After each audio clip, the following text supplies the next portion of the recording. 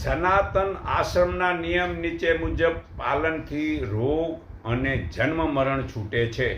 તો બ્રહ્મુહૂર્તે 4 વાગે ઉઠવું, 4:30 ધ્યાનમાં બેસવું, પોતાના આત્માને ઓળખવા માટે 72 કલાક આ શ્વાસને જોવાનું શરૂ કરવું અને સાથે કોઈ પણ નામ, મંત્ર કે રૂપને જોવું કે જાણવું નથી. સ્વનિરીક્ષણ વડે ચિત્તને શુદ્ધ કરવાની સાધના છે. પોતાના આત્માને સાક્ષી ભાવે જોવાનો છે, સહજ ભાવે જોવાનું છે.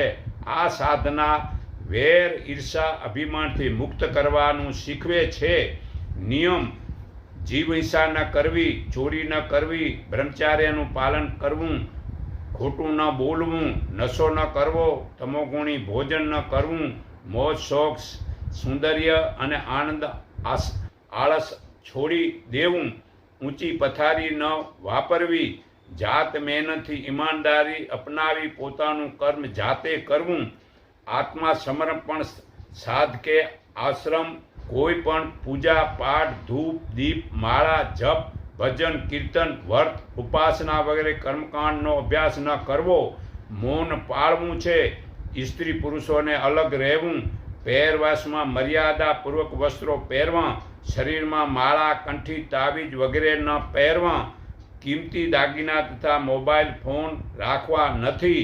સૂવા માટે ગાદલું, ઓશીકું, ચાદર, ઓછાડ, ડોસો અને ધ્યાનમાં બેસવાનું આસન મળશે. સાધકે પોતાની જરૂરિયાત વસ્તુઓ સાબુ, ટુવાલ, કપડાં, પાણીનો બોટલ, ટૂથપેસ્ટ, ટોચ, ઓઢવા, શાલ વગેરે સાથે લાવવાના રહેશે અને સર્વેને સાફ પોતાને કરવાના રહેશે.